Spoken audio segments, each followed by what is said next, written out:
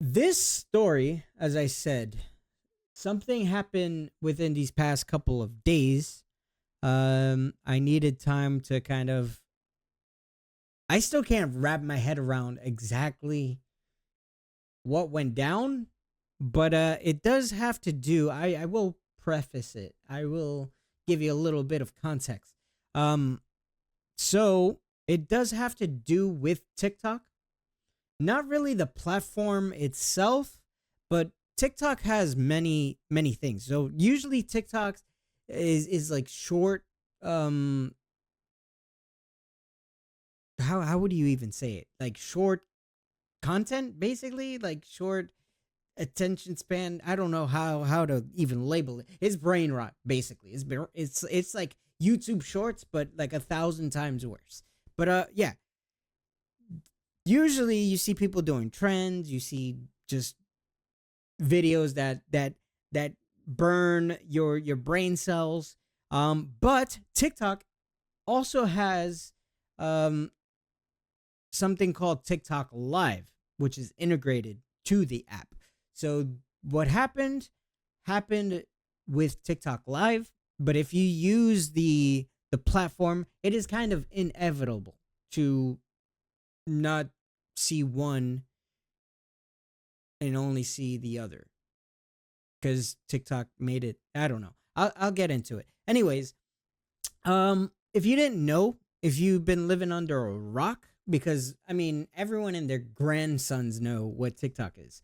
But it was recently on the news that Congress as they're gonna follow through with a ban. I believe it's in January 19th for the United States. So yeah, um, not sure if it's still gonna happen because since Trump has taken office, I heard that there's negotiations. He's basically, I guess, sat down with the CEO to see if he can put a stop to it. I don't know. Personally, I don't have an issue with TikTok itself. I mean, it is very essential or quintessential to creators because it is very good in discoverability. So like let's say I do, for instance, the reason I use it is because like let's say I do the stream, I usually edit these streams to different segments, upload it to YouTube, um, and to other platforms. But TikTok, I do the short clips, and it gets more discoverability because on Twitch, let's be honest, it doesn't exist. Usually, you have to get the discoverability from a different platform and then integrate that following and that discoverability onto TikTok or migrate it to TikTok. But I mean to Twitch. Anyways, enough of that. That is basically the platform in a nutshell. Um so yeah, that's why I use the platform. But as I said, something that's integrated on TikTok is basically their live part of. So basically you can do live streams or broadcasts or whatever on TikTok. But it's not like Twitch, it's not like YouTube, it's not like any other platform because on there people basically I feel like it's digital panhandling. I know a lot of people are going to disagree with that take, but yeah, basically they're on there. They have different stuff like they do battles, which is basically like other TikTok live creators kind of face off with each other and their viewers and other viewers kind of battle basically like who can get the more gifts, who can get the more points. Gifts are basically little rewards that viewers can pay for, and that money TikTok gets a portion of, but the creators also get a portion of. So it's basically like that. They're basically fishing and trying to get as many gifts and money from their viewers as. So it's different. I know you're probably thinking like, hey, but you're doing live on Twitch, and there's other. streamers on like different platforms. It's different because people on Twitch and YouTube, I mean, there have been cases of it, but they don't really beg or demand any like gifted subs or anything. It's like if you want to support a creator, that's different. But to be, that's why I call it digital panhandling, right? On TikTok Live, because usually people just they just flat out just that's all they care about. They care about it. So my experience with it, since it was inevitable, I used to basically use it to say, "Hey, I'm going live," or "Hey, this is basically what I do on my Twitch channel." But on your feed, your For You page, uh, it it comes up, and then more comes up, and then more and more, and that's how TikTok basically the algorithm works. So, you know what? I was like, hey, after it came on my For You page, I had a lot of TikTok creators like reach out to me in the messages. They would basically message you to get you to join. They'll act interested, like, hey, I want to get to know you, I want to be your friend or whatever. Hey, you're handsome, like whatever. They'll just try to get you to join, entice you to join their live, and then on their live they'll basically try to get you to, hey, I'm doing a battle, help me out. But really it's trying to get you to give gifts and stuff like that. Yeah, they only care about the gifts. But anyways, that was my experience. So I was like, you know what? Whatever. Anyways, now that I kind of gotten into a little bit of TikTok and TikTok Live, it is time for me to tell you something that happened to me, and it's a crazy, unfathomable story. The more I think about it, the more I just don't know. And I don't know why this stuff happens to me, but yeah, something very crazy happened. And there's a lot of plot twists, by the way.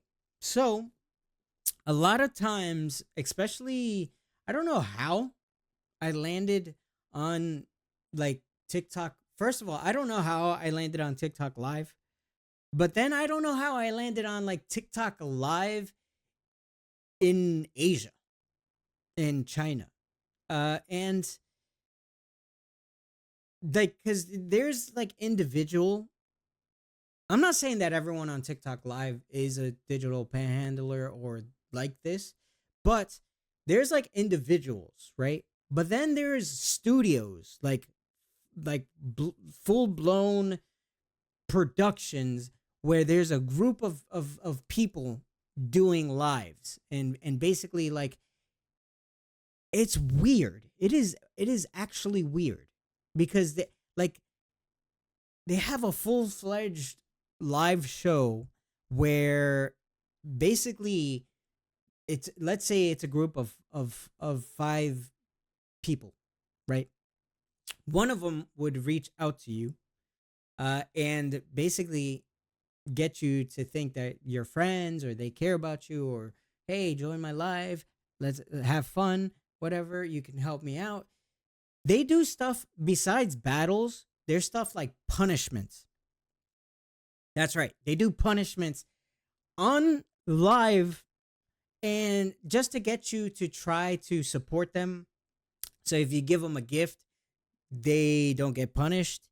And yeah, basically they have an objective, a goal. As the studio, the person running it, they give you, I know how it works, the in and outs, because I've been investigating. Okay, I've been investigating, I've been asking people, and I've been seeing how it is behind the scenes, right? It looks all lovey-dovey and all good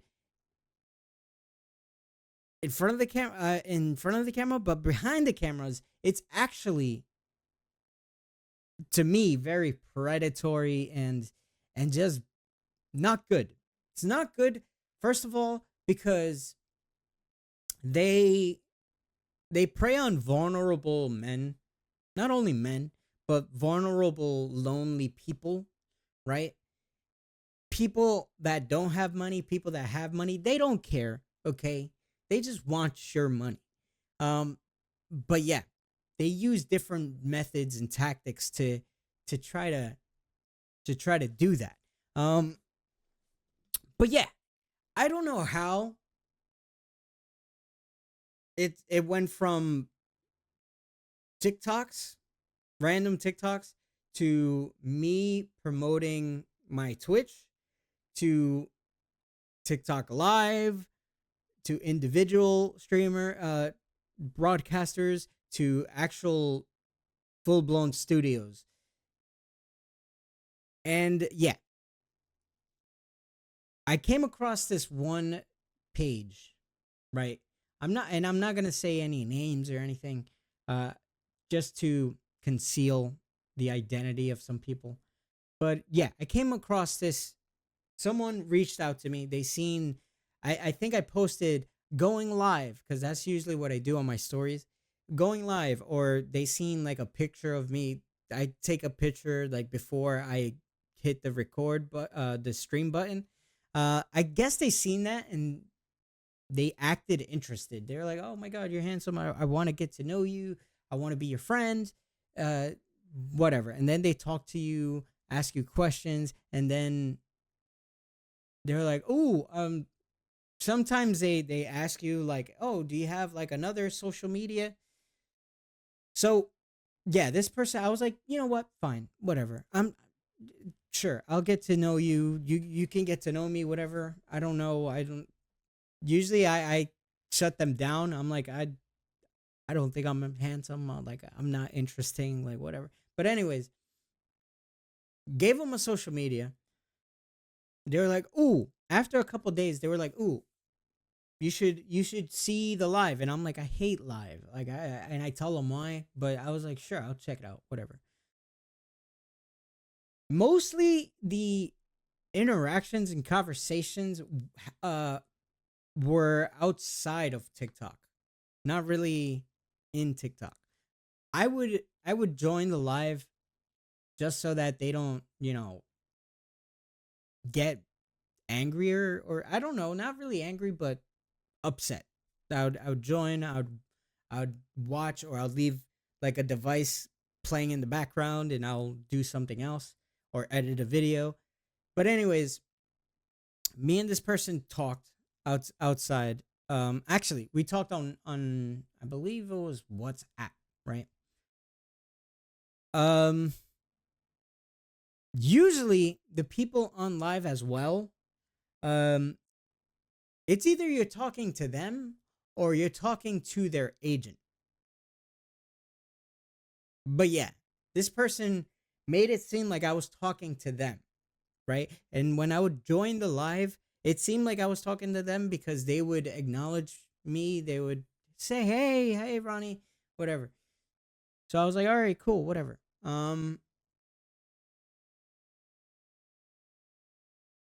It turned into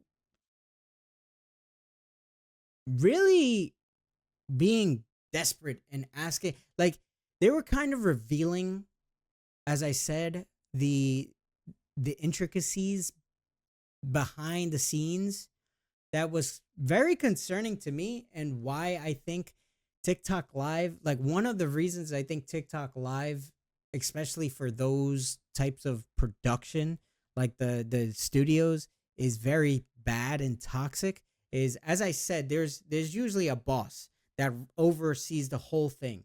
They're like, "Hey, if we have 5 people, each person needs to get at least 3,000 coins a day." And the coins have different values. The coins have different values. So like, let's say 3,000 coins is probably like $45 or something like that. Um and if you don't meet that quota, you would get punished. They'll yell at you. Um there's disciplinary action, or like, let's say you can't eat, or I don't know, like it's crazy to think. But anyways, stuff like that would happen. So I was very concerned for this person because I'm a human, I'm empathetic. So even if I hate TikTok and I don't really care about live or anything, I still worry because these are humans. These are people. Even though, you know, I don't know. But yeah, it became kind of urgent for this person to get my help. Like, hey, please help me. Please donate. Oh my god, I'm gonna lose my job. My boss is fighting, like arguing. I can't eat. I can't, I can't participate or whatever because I'm not meeting that quota, stuff like that. Like it became like that for this person, and I was like, kind of like, yeah, I don't have money. Like I'm sorry, I can't really help. There's not much I can do. I can only offer you like emotional support. I mean, it is, the industry is, I don't is predatory. It's like, like that. I'm talking to that person like that. This person became like so dark and depressed that I went from worried to extremely, like, I didn't sleep just trying to make sure that they were okay. And from there it got worse. It got worse. This person, they I so I wake up because there's a 13-hour time difference from, I believe, China to where I am now, where I live. And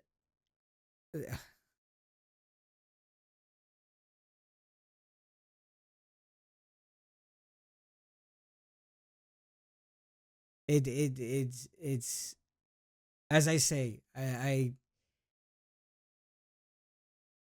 feel for these people because they are people, but I don't know. I'm trying not to get choked up about it, but just thinking about it, just I don't know. It makes me feel like it brought back a lot of memories, and also it made me feel super just terrible. But I woke up one day, as I said, there was there's a 13-hour time difference from here to there. This person, at I'm guessing it's nighttime because I woke up, so there it should be like 13 hours later, so it should be like midnight, or I don't know. I wake up to a on the notification on my phone. I can see that they sent a picture, right? The picture, I didn't open it because I just woke up. I'm like, usually I check my phone when I wake up, but this day, this time, I don't know. I was like, I'll check it in a second. Let me go to the bathroom. Let me start my day. Let me grab something to eat. Then I can sit down. I can, you know, I don't know. When I usually have food, not to go off on a tangent, but usually when I have food, I can't eat without entertainment. So I grab my phone, I pull up a video, an anime, I'll stream anything. But I need to watch something while I eat. That's just me. Anyways, I do all that. This I'm My phone is blowing up. My phone is blowing up. So I seen that this person sent me a picture, and then I got like 7 messages in like a span of like 2 minutes, like a minute or something.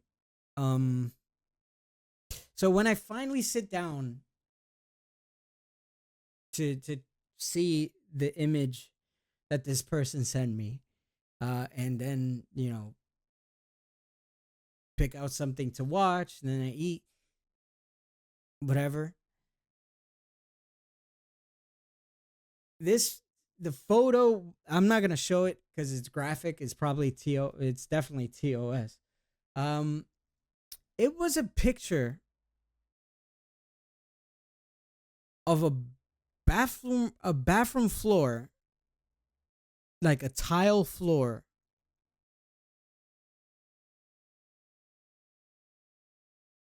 and there there was a alarming amount, like a pool of blood,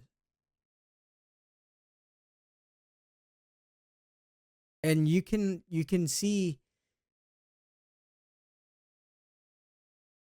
this person's forearm and their wrist was slit in the pool of blood. I dropped my phone, and I I couldn't believe what I seen. Honestly, I couldn't believe what I seen. I was scared. I was worried. I was shaking. I couldn't sit still. I couldn't, like, my brain was like, and the worst part of, like, when I was hoping that I didn't see what I just seen, but when I picked up my phone, I made sure that my phone, like, didn't crack because it fell from, I dropped it from such a high place. I picked up my phone, and the picture was still on the screen. So I take a look at it, and I close it immediately, and I'm reading the messages of this person, and they were like, I don't want to live anymore.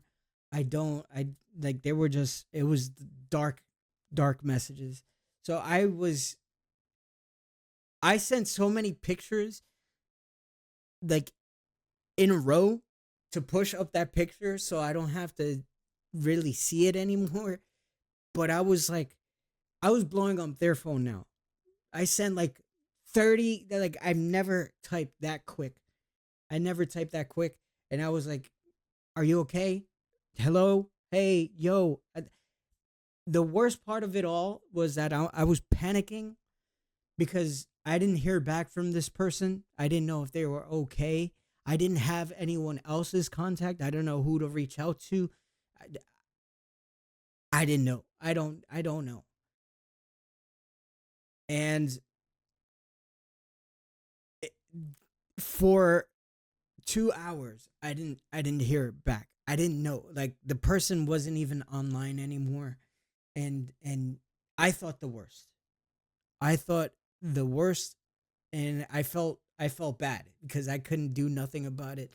Nothing I said before helped. Like, there was nothing I can do. And this person said that it was because of their career. Also, they said that they were abused because of their job. Um and yeah, I've never felt so hopeless, but it affected me a lot because,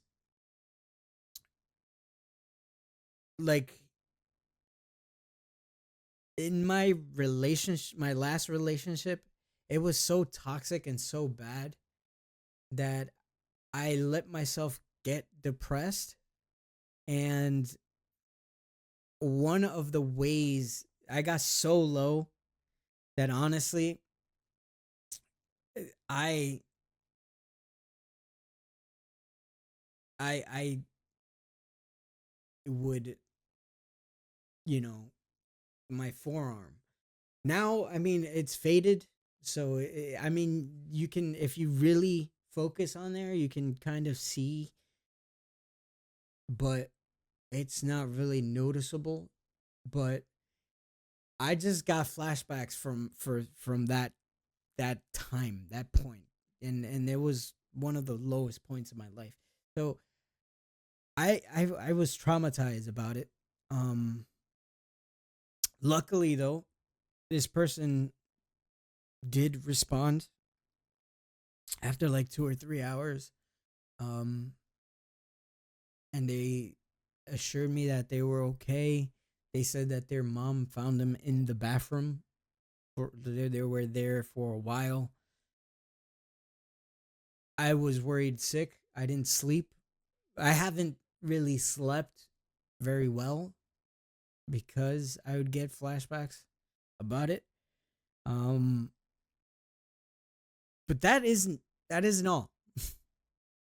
You would think that that is the plot twist. That is where you know. It turns out I later found out that this wasn't the person in the live broadcast. This was the person's agent, and the agent was losing her job because of the lack of, I don't know how to say it, but I mean it doesn't change how fucking traumatizing it was, or how bad, but yeah, I don't it's so much to process. It's crazy. Like, even now that I had a couple of days pass and I'm sitting here and I'm talking about it, I still can't wrap my head around it. But that was the first time something like that ever happened to me. Um and yeah, that is why I have an issue with TikTok, because not really, as I said, yeah, TikTok has a lot of brain rot content, and I don't really think, apart from like the discoverability, and let's say if you're bored you can pass time there, but I don't think it's beneficial more than just discoverability, right? Or a cure your boredom, whatever. But I have an issue with the live aspect of the platform, because I've browsed, like, even if you don't browse it, they force feed you it in your in the algorithm. It's like, hey, this is TikTok live. Here's a creator. Here's this. Here's that one. Here's this one. I've seen things like nudity. I've seen predatory things like that, where they kind of go after lonely people and get people to waste their money, even people that don't have money. And I get it. People are going to say, hey, but these people choose to do that with their money. Still, still, right? Um, I've seen things like people go through things because they're thinking that they're, I don't know, once they figure out that that person doesn't really care about them and that they're like that with everyone else, they get in a depressive state. It's just sad to see, really. But also, there's kids. There's a lot of kids that use this platform. So to have that, and on the platform, like if TikTok live was a separate thing in itself, I wouldn't care about it, right? I wouldn't even, I don't think I would even ever come across it. But like, imagine that. Imagine that. How very bad it can be. But yeah, that is something that I'm gonna try to move on from. So, the conclusion of the story, what ended up happening, is that I tried to talk to this person. I couldn't get through to them. Based off of like personal experience, try to uplift them and try to, you know, help them as much as possible. They just I wasn't getting through to them. So I don't know if I did the right thing. I ended up blocking the person.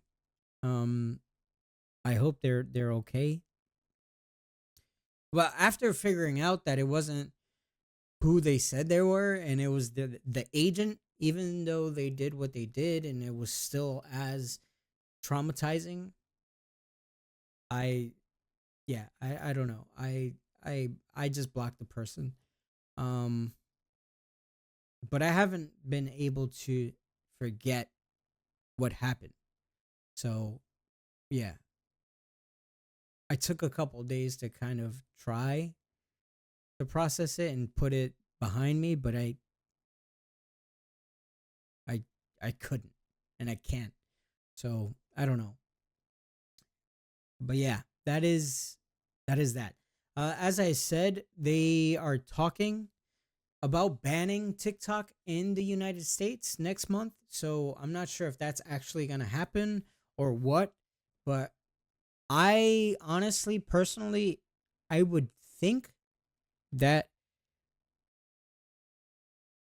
I mean, as I said, there's trade offs. Like as a creator, it is very easy because of the algorithm to get discovered on TikTok and have your content kind of shine, and then that would help your streaming and just career by gaining an audience there and then being able to migrate it to YouTube or Twitch. But honestly,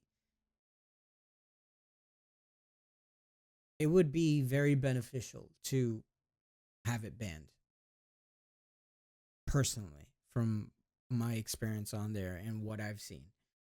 Especially if there's kids using it, and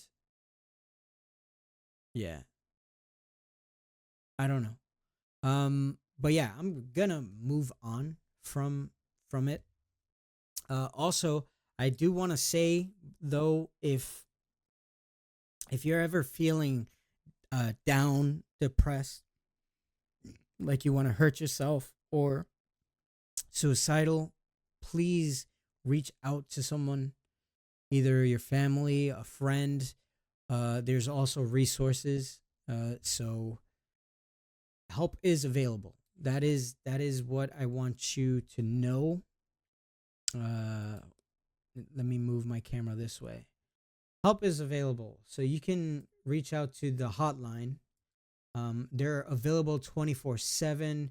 They can speak English and Spanish. So even if you don't have the confidence or trust to reach out to someone you know, always know that there's you can text, you can call, but there's always resources and there's always help. So never feel like you're helpless. And other people go through things in life, different things, but the important thing is that you know that you're not alone. So yeah, but that is it for the heavy traumatizing part of it.